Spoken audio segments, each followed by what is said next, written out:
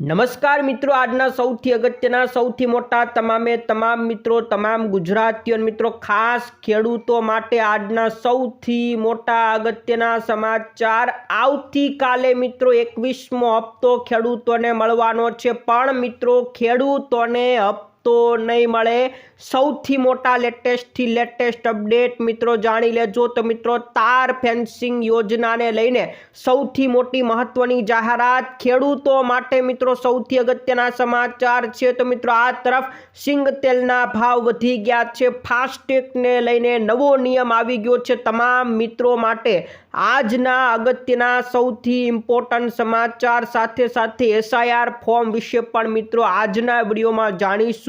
જે મિત્રો આપણી ચેનલમાં નવા હોય આપણી ખેડૂત દુનિયા ચેનલને ફટાફટ સબસ્ક્રાઇબ કરી દેજો।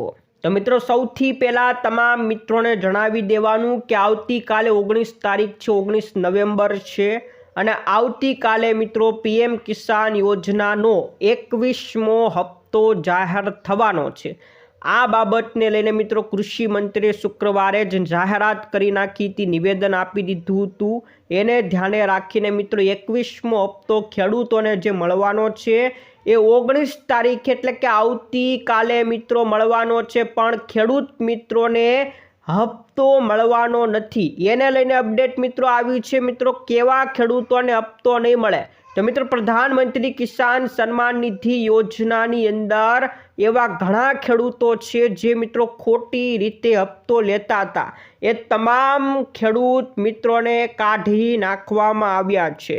એમના નામ PM કિસાન યોજનામાંથી મિત્રો કાઢી નખાયા છે। હાલ મિત્રો એક ઝુંબેશ ચાલી રહી હતી અને એને જ કારણે 21મો હપ્તો મોડો પડ્યો છે મિત્રો। એવું પણ હમણાં થોડા દિવસ પહેલાં મિત્રો સમાચાર આવ્યા હતા। એની અંદર મિત્રો કીધું હતું કે જે હપ્તામાં વિલંબ થઈ રહ્યો છે, જે મોડો પડી રહ્યો છે, એનું મુખ્ય કારણ રાષ્ટ્રવ્યાપી સફાઈ ઝુંબેશ છે। એટલે કે મિત્રો ખેડૂતોની સફાઈ કરવામાં આવી રહી છે। જે ખેડૂતો PM કિસાન યોજનાની અંદર ખોટી રીતે ખોટા ફોર્મ ભરેલા હતા, ખેડૂતોને જરૂર ન હોય તેમ છતાં ફોર્મ ભરેલા હતા, એવા ખેડૂતો જે ટેક્સ ભરતા હતા એ તમામ ખેડૂતોને મિત્રો કાઢી નાખવામાં આવ્યા છે। અને અત્યાર સુધી મિત્રો જે અહેવાલો આવ્યા છે, અહેવાલો મુજબ 35,44,000 ખેડૂતોને લાભાર્થીની યાદીમાંથી મિત્રો દૂર કરી નાખવામાં આવ્યા છે। તો મિત્રો જ્યાં 35,44,000 મિત્રો ખેડૂત મિત્રો હતા, એ ખેડૂત મિત્રોને હવે હપ્તો મળવાનો નથી। તો તમામ મિત્રો માટે આ લેટેસ્ટ સમાચાર છે। 35,44,000 ખેડૂતોને 21મો હપ્તો મળવાનો નથી, કારણ કે એમને લાભાર્થીની યાદીમાંથી હટાવી દેવામાં આવ્યા છે, દૂર કરી નાખવામાં આવ્યા છે, અને હજી ઝુંબેશ શરૂ જ છે। એવા ખેડૂત મિત્રોને હજી પણ પકડવામાં આવી રહ્યા છે। તો આ સૌથી મોટા મિત્રો લેટેસ્ટ અપડેટ મિત્રો આજની રહેવાની છે। તો આ તરફ મિત્રો ખેડૂતો માટે એક સારા સમાચાર મિત્રો મળી રહ્યા છે। એક ખુશ ખબર મિત્રો ખેડૂતોને મળી છે। મિત્રો ખેડૂતો માટે હવે સબસિડી યોજના શરૂ કરી છે। અડધા ભાવે ખેડૂતોને વસ્તુ આપવામાં આવશે। ખેતી માટેની જે વસ્તુઓ છે મિત્રો ખેડૂતોને અડધા ભાવે આપવામાં આવશે, અને અડધી સબસિડી ખેડૂત મિત્રોને આપવામાં આવશે। તો ક્યાંના ખેડૂત મિત્રોને કઈ જગ્યાએ મિત્રો આ યોજના શરૂ કરી છે એના વિશેની મિત્રો વાત કરી દઉં તો મિત્રો મહેસાણા જિલ્લાની અંદર જે કડી તાલુકો છે, એ કડી APMC એટલે કે કડીનું જે માર્કેટ યાર્ડ છે, એમણે મિત્રો આ સબસિડી યોજના જાહેર કરી છે। 90 લાખ રૂપિયાની અભૂતપૂર્વ આ સબસિડી યોજના જાહેર કરવામાં આવી છે। જ્યાં મિત્રો મહેસાણાના કડી તાલુકાની જે APMC આવેલું છે, માર્કેટ યાર્ડ આવેલું છે, એની અંદર આ સબસિડી યોજના જાહેર કરી છે।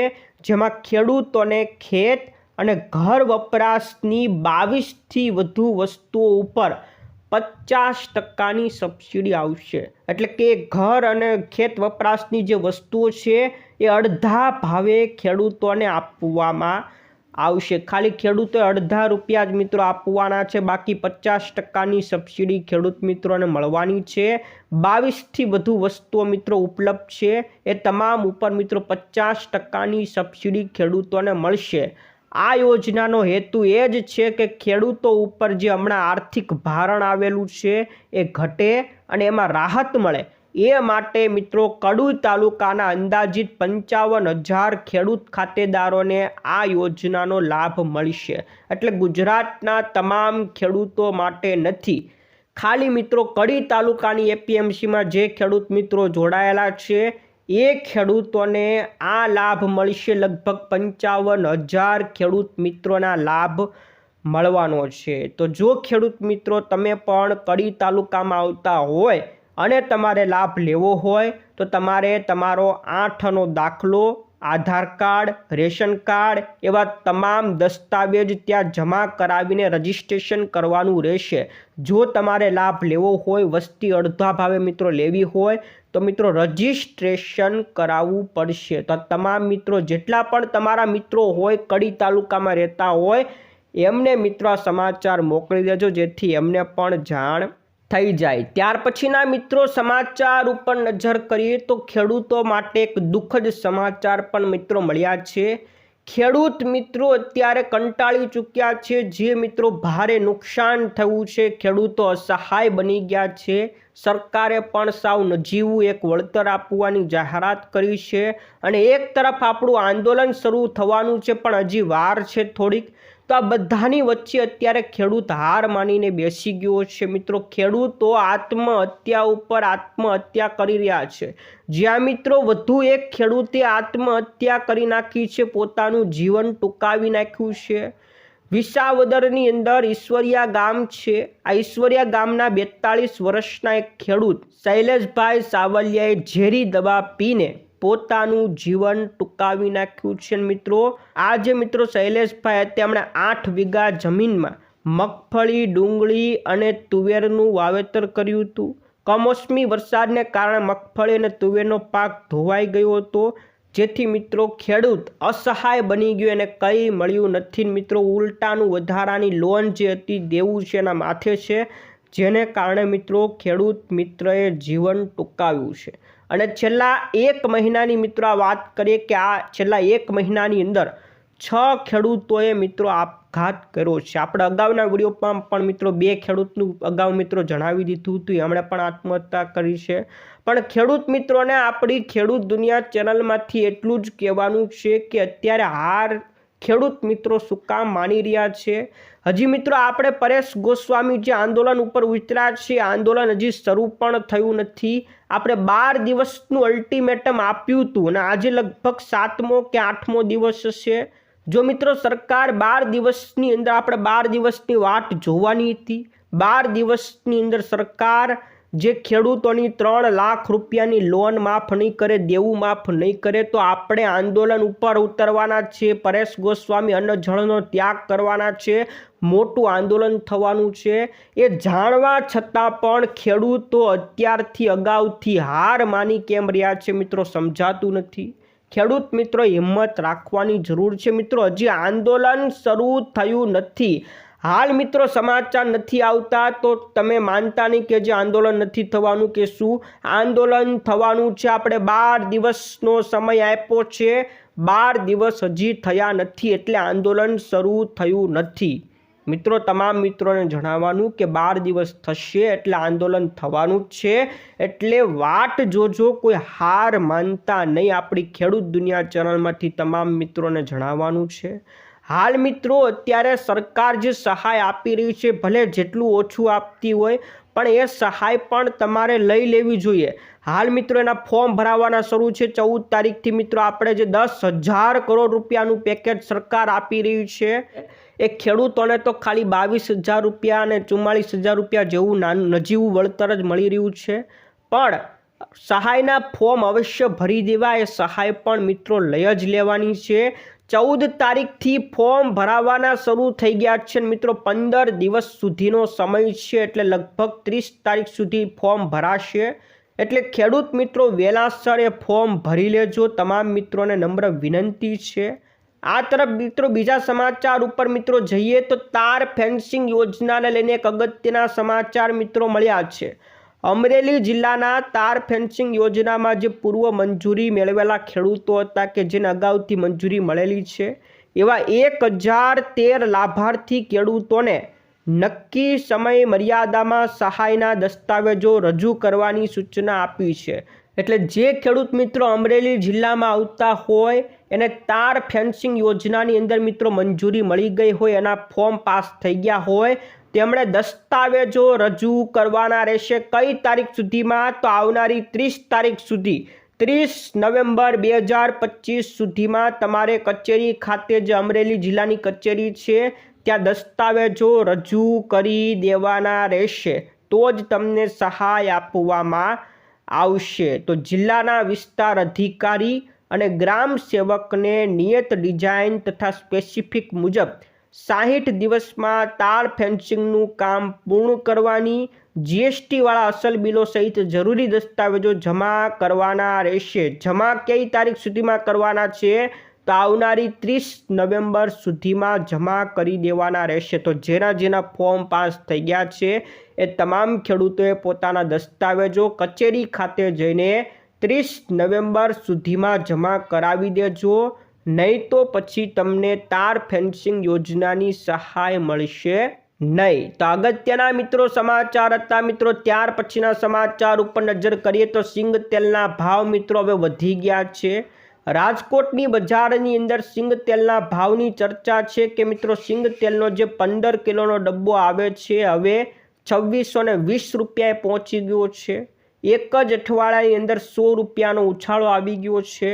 માવઠાએ મગફળીના પાકને ખૂબ ભારે નુકસાન થયું છે। મગફળીની ક્વોલિટી નબળી પડી ગઈ છે અને એને જ કારણે મિત્રો લગભગ આ સિંગ તેલના ભાવ વધી રહ્યા છે। 100 રૂપિયાનો વધારો એક જ અઠવાડિયાની અંદર મિત્રો જોવા મળ્યો છે અને હજી પણ અગાઉના સમયમાં એટલે કે આગળના સમયમાં ભાવ વધે એવી શક્યતા જોવા મળી છે। ત્યાર પછીના મિત્રો સમાચાર ઉપર નજર કરીએ તો મિત્રો ફાસ્ટેગને લઈને ફરીથી એક નવો નિયમ આવી ગયો છે। હાલ મિત્રો ફાસ્ટેગને લઈને એક નિયમ હતો, તમામ મિત્રોને ખબર હશે કે જો તમારી પાસે ફાસ્ટેગ સ્ટીકર છે પણ ફાસ્ટેગ જ્યારે ટોલ પ્લાઝા ઉપર તમે જાઓ છો અને ફાસ્ટેગ તમારું ફેલ થઈ જાય છે, એના ઘણા કારણો હોઈ શકે છે। ફાસ્ટેગ ફેલ થઈ જાય, કદાચ તમારા ફાસ્ટેગની અંદર બેલેન્સ ન હોય તો પણ મિત્રો ફેલ થઈ જતું હોય, અને તમે ફાસ્ટેગ સ્ટીકર જ નથી લગાડ્યું હોય તો પણ મિત્રો તમારે ત્યાં રોકડા આપવા પડતા હોય છે। આ તમામ બાબતમાં તમને ખબર હશે કે જો ફાસ્ટેગ સ્ટીકર ફેલ થઈ જાય અથવા તો ફાસ્ટેગ સ્ટીકર તમે લગાડેલું નથી તો તમારે બમણો ચાર્જ ચૂકવવાનો હોય છે। આ તમામ મિત્રોને ખબર જ હશે, પરંતુ હવે એક નવો નિયમ ડિજિટલ પેમેન્ટને પ્રોત્સાહન આપવા માટે કરવામાં આવ્યો છે। શું નિયમ છે મિત્રો જણાવી દઉં તો મિત્રો 15 નવેમ્બર 2025થી ટોલ ટેક્સનો નવો નિયમ આવી ગયો છે કે ફાસ્ટેગ ફેલ થઈ જાય અને કેશ પેમેન્ટ તમારે કરવું હોય તો બમણો ટેક્સ લાગશે, પરંતુ જો તમે ડિજિટલ પેમેન્ટ કરશો તો 1.25 ગણો જ ટેક્સ તમારા ઉપર લગાવવામાં આવશે।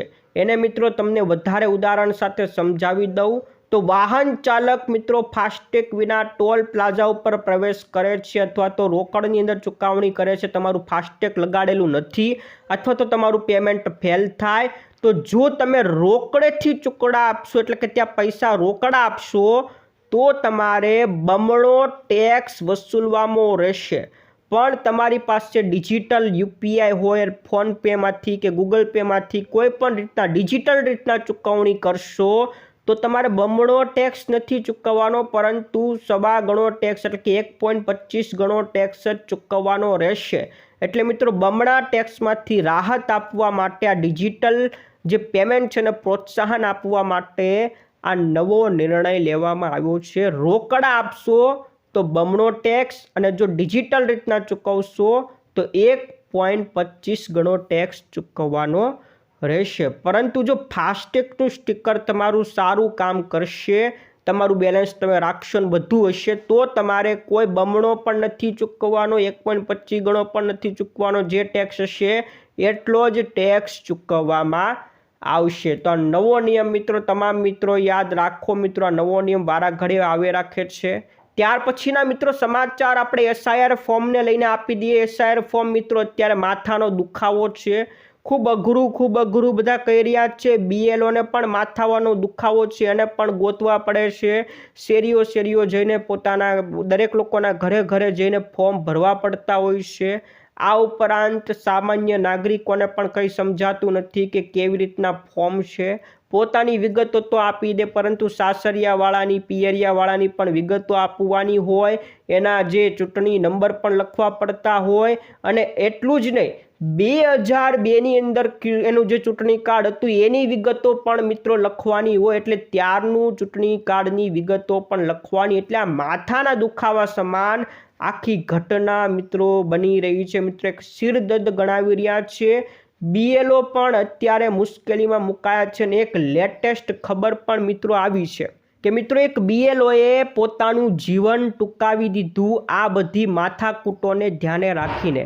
જ્યાં મિત્રો એસઆઈઆર ફોર્મની અંદર જે માથાકૂટ છે એને લઈને બીએલઓએ પોતાનું જીવન ટૂંકાવી નાખવું, આત્મહત્યા કરી નાખી, એવા સમાચાર પણ મિત્રો ગંભીર સમાચાર મિત્રો મળી રહ્યા છે। આ સૌથી મોટી અપડેટ મિત્રો સામે આવી છે। જે મિત્રોને એસઆઈઆર ફોર્મ ભરતા નથી આવડતું તો મિત્રો આ નમૂનાનું ફોર્મ છે, તમે જોઈ શકો છો। આની અંદર જે રીતના લખ્યું છે એ તમામ વિગતો તમે લખી શકો છો।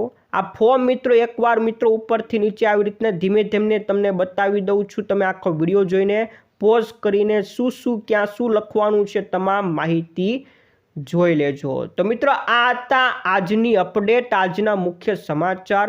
આ વિડીયો ગમ્યો હોય તો વિડીયોને એકવાર લાઈક કરી દેજો। તમારા જેટલા પણ મિત્રો હોય એને મિત્રો ફટાફટ ફેસબુક ગ્રુપમાં, વોટ્સઅપ ગ્રુપની અંદર મોકલી દેજો।